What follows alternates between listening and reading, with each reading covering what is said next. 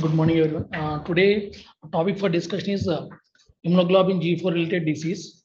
Coming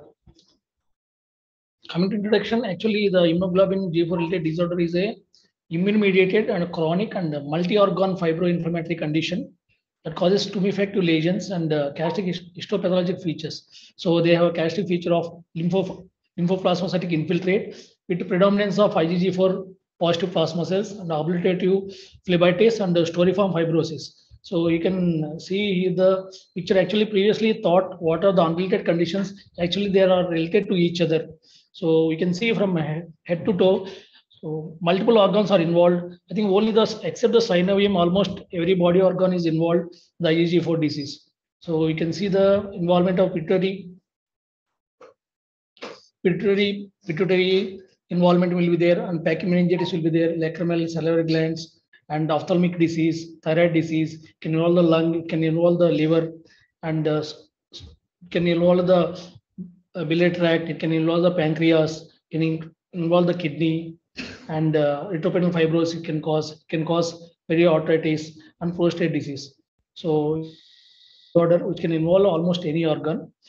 And coming to history, 1953, the Miklis is a German surgeon. Actually, he described the patient without Zika symptoms who had a symmetrical edema of lacrimal and parotid and submandibular glands. Their massive infiltration of mononuclear cells. So, and in 2004 only, so the documentation of IgG4 concentration patients with Miklis disease established, and it was known to be IgG4 disease.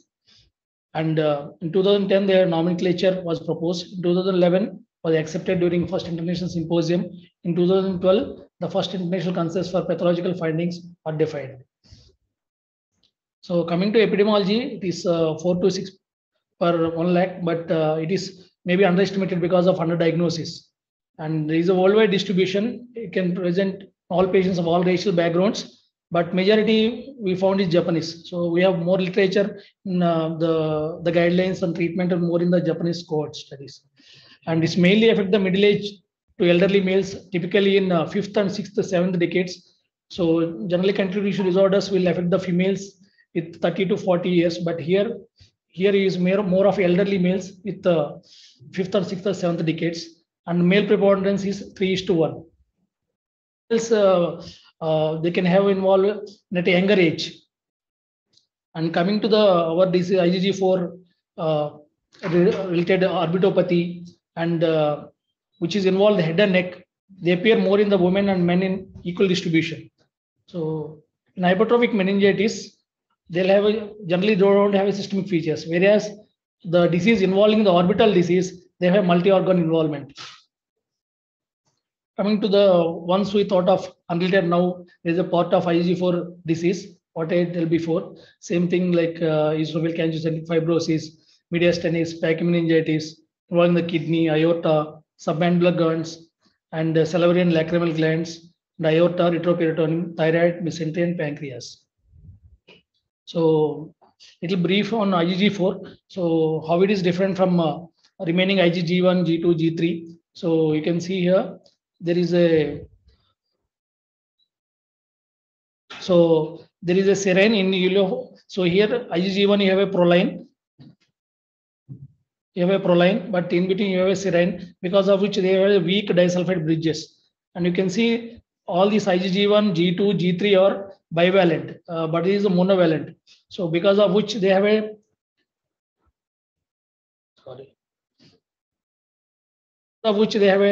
low binding capacity with the complements and low binding capacity with the Fc receptors. So you can see here, so they with IgG4 attaching to Fc receptors, actually it is actually the pro-inflammatory response, it is decreasing. So it has a loose antigen, it will attach to the Fc receptors, and they have a minimal capacity for signaling. So actually these antibodies are thought to as which they will antagonize the pro-inflammatory activity. So indirectly it is anti-inflammatory, it is not the inflammatory. And coming to pathophysiology, so here these two cells are more important. This is the B cells and this is the CD4 cells. So these two cells are main important in the pathophysiology. The B cells in the plasmablasts, and they interact with the T cell receptors. So the antigen, the B cells and plasmablasts are antigen presenting cells. So these cells will present to the CD4 cytotoxic cells. So when they, and this is antigen, we don't know till now, we didn't find what is causing this one. So, and these CD4 cells will produce not only the, so CD4 cells is not only produce the fibrotic IL-1 and transforming growth factor and the interferon gamma. They also produce granulin and perforin, which is called the cytotoxicity. So by this way, so it can cause the storiform fibrosis. So with this transforming growth factor causes the fibrosis, and remaining perforin and granulin will cause the cytotoxicity. So it occurs at the sites of the disease. Whereas in lymph node and extracellular germinal centers, this is the CD4 cell, but is not a cytotoxic cell. It is a helper cell. So this helper cell will interact with the B cells, and here there is a class switching occurs. The class switching from T cell that is there in that panel A, no? Yes, sir. This is the cytotoxic cell. But my understanding of cytotoxic will be CD8 also will be possible. That also is possible. So this is only CD4 cell they mentioned. The additional thing is that CD4 is helper and CD8 makes it cytotoxic. Ah, yes. Yeah. And this is the CD4 T follicular helper 2 cells. This is interact with the plasma cells or the B cells, and there is a class switching occurs here. So there is more production of IgG4 than IgG1. So IgG4 might we have only the counter regulatory mechanism in disease pathophysiology. Actually, it is a weak inducer of antibody dependent effects such as cellular toxicity, cellular phagocytosis, and complement activation. So it is indirectly as an antigen sink, which will actually it binds a loose antigen and thereby decreasing rather than increasing the inflammatory locus. So there are two diseases. Actually, there are IgG4 related diseases versus IgG4 antibody diseases. So here the IgG4 antibody related diseases are CADP and myasthenia gravis and LG1 limbic encephalitis. So it is totally different from IgG4 related diseases. So in this IgG4 related diseases, IgG4 antibodies don't have any primary role, whereas in CADP, myasthenia, LG1 is IgG4 related antibodies are the primary role. So when you do IgG4 level in myasthenia and CADP, will it be high or? No, will not be high. Only the related antibodies, auto antibodies will be high. The subclass of those antibodies will be IgG4. Total IgG4 may not be high.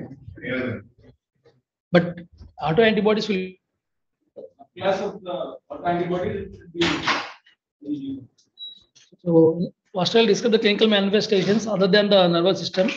So if involve the pituitary gland, the patient will have the headache, visual field deficits, lactation, diabetes insipidus, and thyroid, they have malaise, edema, and in lung, the patient might have often asymptomatic, sometimes present with cough. Biliary tract, they have a obstructive jaundice. The prostate gland, they have frequent urination, and in lacrimal gland, they have swollen upper eyelids, dry eyes, and the salivary gland, they have swollen submandibular portion, dry mouth, and respiratory tract patient may have a cough similar to bronchial asthma, whereas in kidney they are present with hydronephrosis. In the retroperitoneal cavity, patient may present with pain and fever. In pancreas, patient may present with upper abdominal discomfort, obstructive jaundice, and impaired glucose tolerance. And lymph nodes, you have a swollen lymph nodes. Coming to the what are the neurological manifestations in IgG4. So one is orbital disease. It represents about the fifth of the inflammatory or malignant disorders.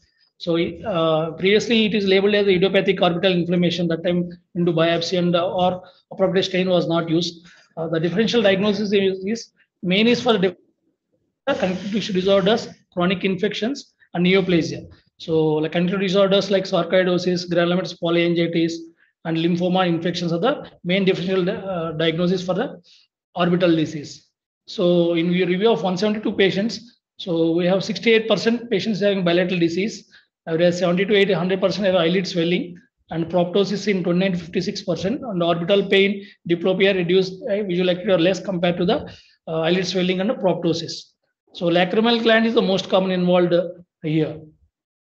So in orbital disease, almost every structure is involved here: extraocular muscles, levator papillae, and what are the structures emerging from optic canal like optic nerve, ophthalmic artery, emerging from superior orbital fissure like oculomotor nerve, trochlear nerve, and which are emerging from the inferior orbital fissure like infraorbital nerve. And it also involves the structures of orbital soft tissue also, and including the lacrimal gland. So radiographically, how you differentiate between other diseases compared to IgG4 is, so the patient will have iso-intense or hypo-intense on T2, whereas is homogeneously post-contrast enhancing in the GADO, homogeneous enhancement, whereas in hypotense or iso-intense in both T2 and T1. So it is because of hypercellularity and fibrosis. So we have a T1, and here the key involvement of infraorbital nerve. So the infraorbital nerve, how you know that is thickened? So if it is more than the optic nerve, it is taken. We can take it as a thickened infraorbital nerve. It is more. It is a distinct feature from other diseases. And generally, the bone is mostly not involved, but some few reports are there. So here is the orbital nerve. So this is the orbital, inferior orbital nerve. This is a CT scan, and this is the inferior orbital nerve. Is a post contrast. So these are classical features. It is involved is more likely IgG4 disease. Bone is generally not involved. It is not a classical feature, but only few reports are there. So when you suspect a patient came with pachymeningeal disease, if it is hypertrophic or nodular, you suspect is IgG4 disease. So mostly it commonly occurs in isolation, and mostly the patient will have normal or mildly increased IgG4 levels in these patients, and mostly it involves the pachymeninges of the brain and spinal cord. So what are the symptoms? So the symptoms mainly depends upon the location and also what are the mechanisms. So location, if they involve the supratentorial dura, the pain will be distributed in the trigeminal distribution area because of the traction of the dura. So if it is infratentorial, pain refer to the vertex here and occiput. Sometimes the meningeal inflammation can compress the nerve, and we have the corresponding symptoms and signs. And because of blockage of CSF, so you'll have hydrocephalus. So here there is a pachymeningitis, and there is a blockage of foramen lusca, and you have a hydrocephalus there. So this is the corresponding another image showing hydrocephalus, and they have a pachymeningitis. So headache is the most common symptom, and mostly the patient will have a chronic and intractable variety. So if the patient has a sudden escalation of headache, you have to think of hydrocephalus. So another most common we see is most patient will come with painful ophthalmoplegia like Tollson's syndrome. So patient present with the proptosis, diplopia, and retroorbital pain.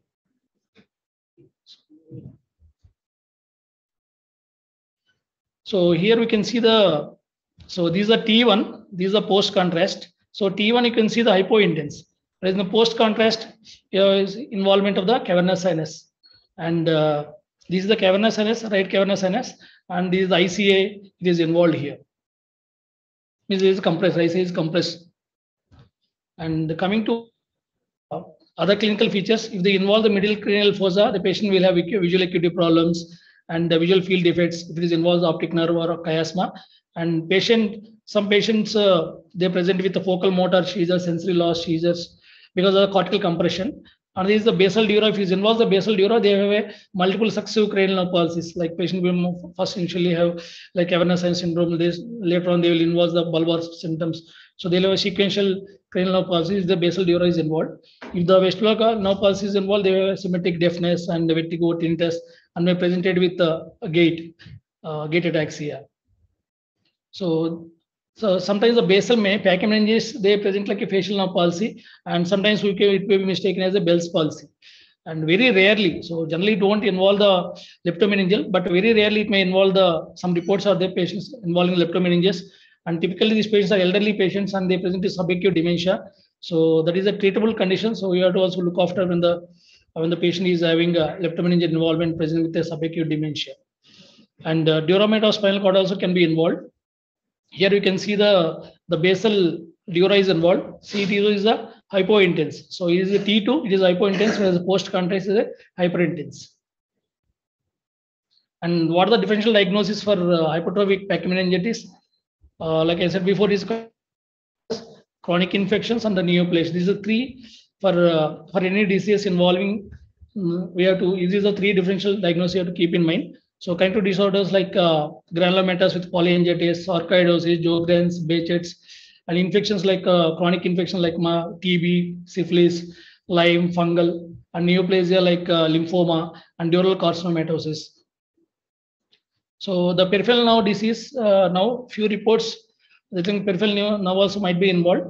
So mainly it is involved by two mechanisms. One is the mass effect, and another is it involves the perineurium, and it won't involve the endoneurium. And both mechanisms will cause the axonal damage. So some studies has done. So what are the previously presented, like they thought of vasculitis, and again they did a biopsy and stain. So it became positive for IgG4. So some 21% of the patients which was thought of vasculitis turned to be IgG4. And asymmetric spinal root involvement also has been reported. See, mostly it won't involve the dorsal root ganglia, lumbar brachial plexus, and small fiber. So these three, mostly they don't involve. And imaging, if you do imaging, they'll have an enhancement and homogeneous enhancement, and but there is no calcification or necrosis. And sometimes they may present like a pseudo tumor. So tumor is a mass-like lesion which will mimic the neoplastic disease. So if you do the histopathologic analysis, you'll find plasma cells, lymphocytes, and histiocytes. So most common sites are orbit, salivary glands, lungs, kidney, lymph nodes, and in nervous system is relatively rare, but it might involve the meninges, ventricles, parietotemporal parenchyma, pituitary gland, cranial nerves, and spinal cord. So symptoms are mostly likely to compressive nature. And so sometimes the patient might be having both pseudotumor or some pachymeningitis with pituitary involvement. So the mostly they present like a hypophysis. So depending upon involvement, so anterior involvement, they have a reduced libido, hypogonadism, hypothyroidism, hypoadrenalism. If you involve the posterior, we have polyuria, polydipsia, like a central diabetes insipidus. So, but panhypophysis is the most common thing. And very rare reports we find a patient is involving the carotid artery and intracellular vascular disease. So this is very rare. So mostly it causes stenosis and aneurysmal rupture, and cervical and cerebral vessels involvement is infrequent or possibly subclinical.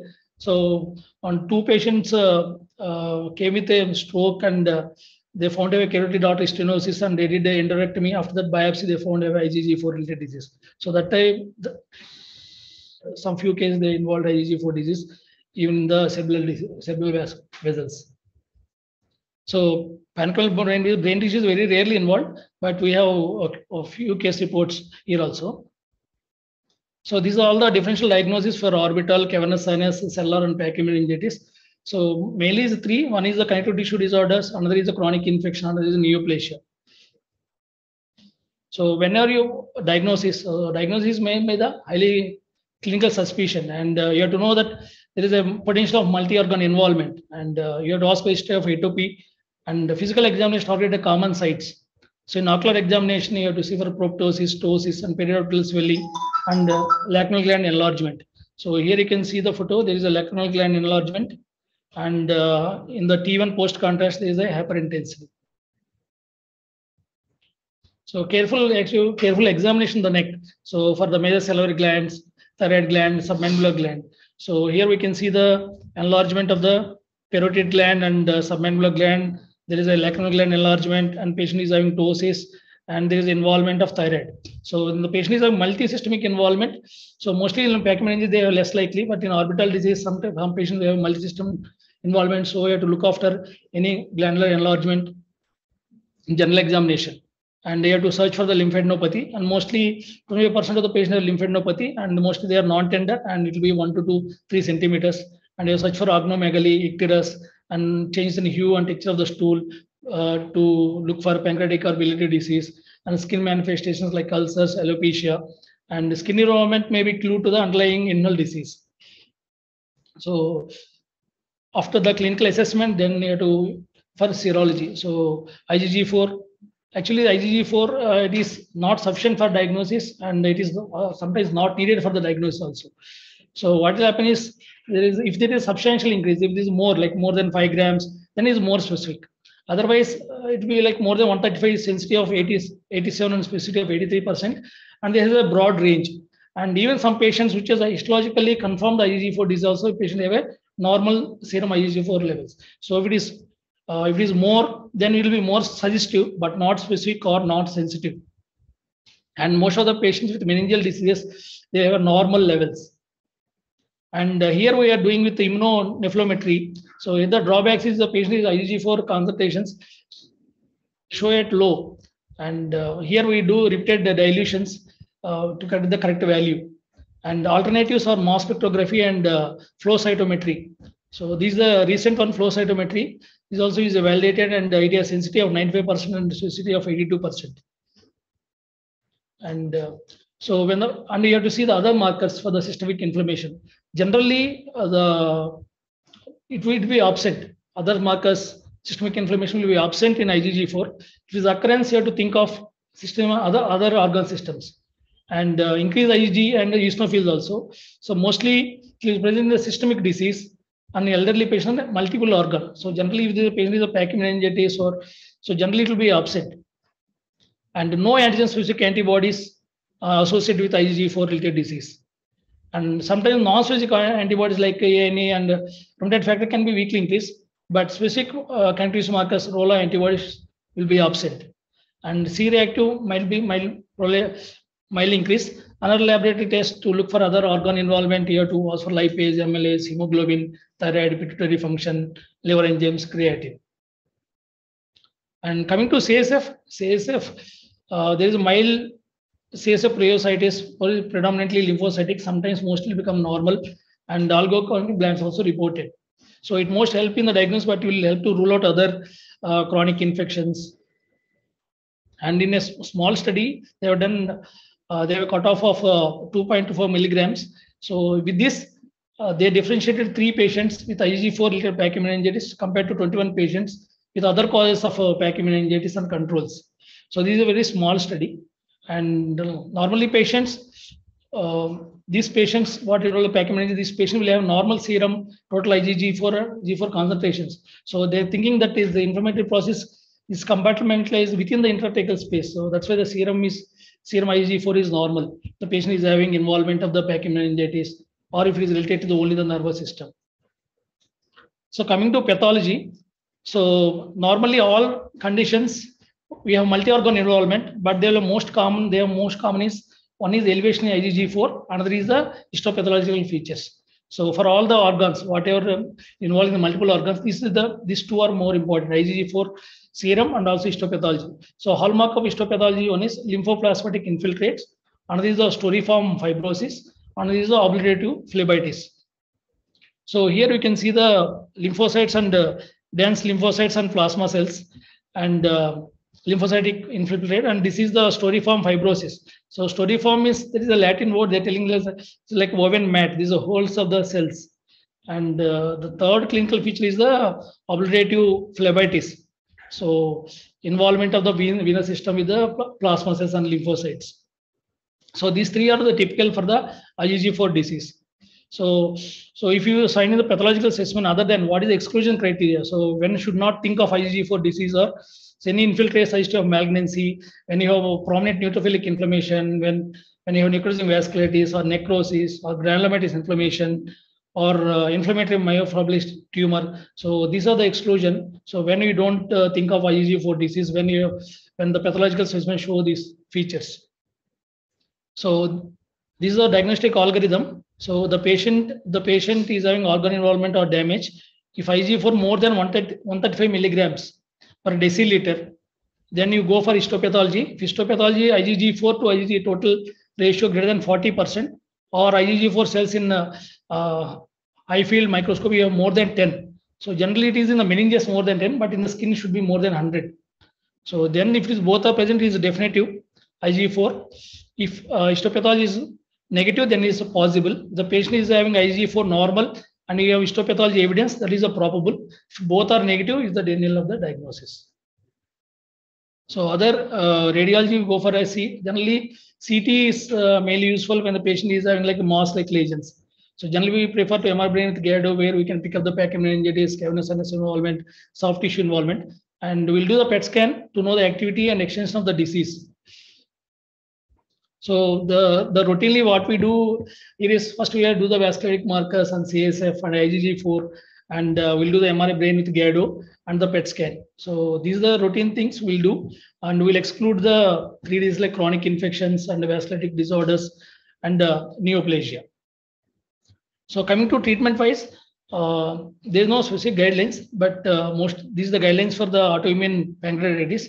So they'll start with 0.6 mg per kg body weight, and then they gradually after 6 months they'll come to 2.5 to 5, the minimum maintenance dose, and generally they're giving up to 3 years. And the other drugs what we can use for the steroid sparing agent like azathioprine, mycophenolate, and rituximab. So mostly we use more here is mycophenolate and rituximab and sometimes cyclophosphamide. So these are all the available strategies, and so some studies mostly they are on oral, and some patients use so mostly the patient here we can pulse him to 500 to 1 gram for 3 days, and followed by weekly tapering steroids IV for 3 months, and followed with the steroid sparing agent. So, but some other studies, some people use the oral steroids for 3 years, so that they have a lot of side effects. And what are other drugs? Other drugs we can use the mycophenolate, cyclophosphamide, and rituximab. And these are the new emerging drugs. So these are B cells which they act at rituximab, ofatumumab is CD20, against CD20, and against CD19 is inebilizumab. So these are the few studies completed only in the rituximab, then there are also open label studies. So remaining almost of the case reports and open label studies, but the emerging therapies, these all the B cells, T cells, and both complement eculizumab, and for cytokines, tocilizumab, and for fibrosis, simutuzumab. So I'll tell some case scenarios what we have here. So we have some 70 to 80 cases in neurology and neurosurgery, and in rheumatology we have a lot of 100 cases which is on a multi-system involvement. So what we see here is almost our disease multi-system involvement is very rare. So we saw case of multi-system involvement. Otherwise, we have only the pachymeningitis or restricted to cavernous sinus or orbital apex.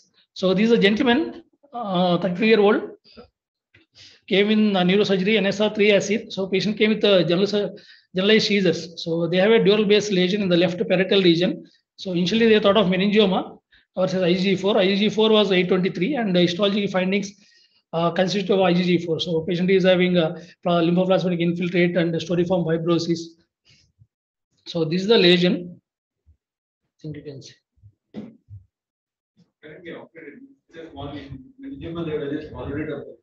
Actually, they did a biopsy. That's why it looks like a nice mural tail. It's a small meningioma, normally yeah, the biopsy, and they refer to rheumatology and neurology, but the patient lost follow-up, so he didn't went anywhere.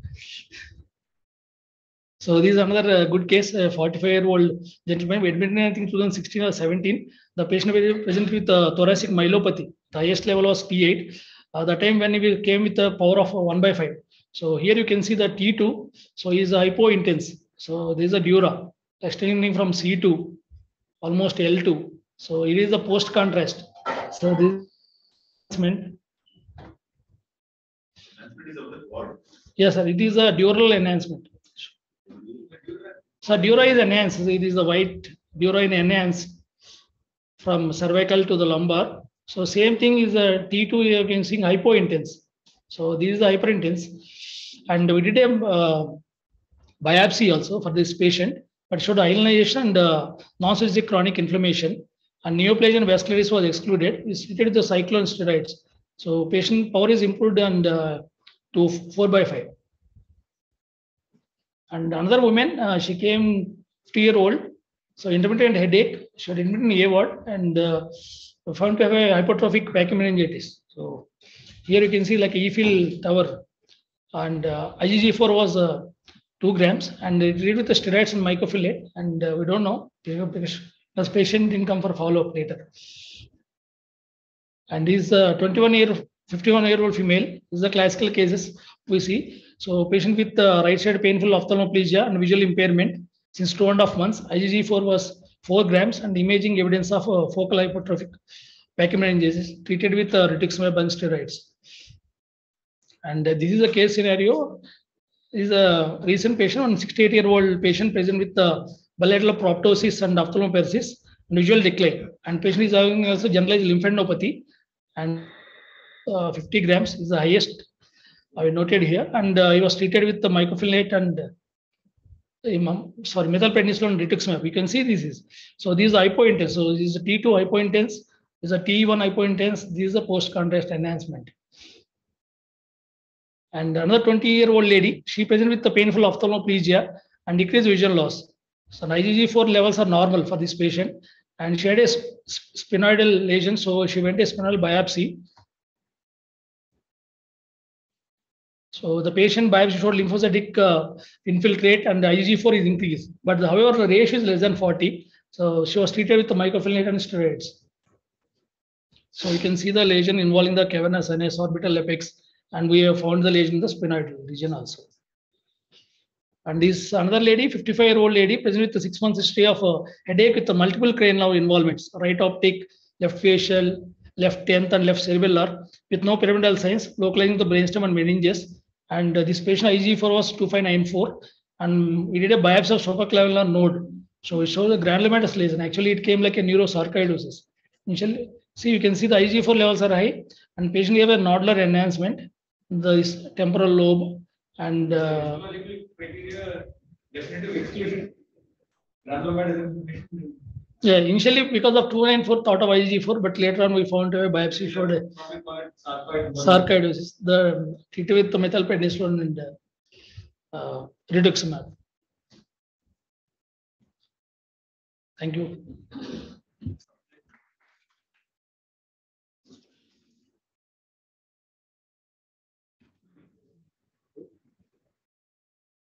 Nice, good job. Basically, it's hyperplasia and fibrosis. Right? Infiltrates, hypercellularity and fibrosis. Like pathogenesis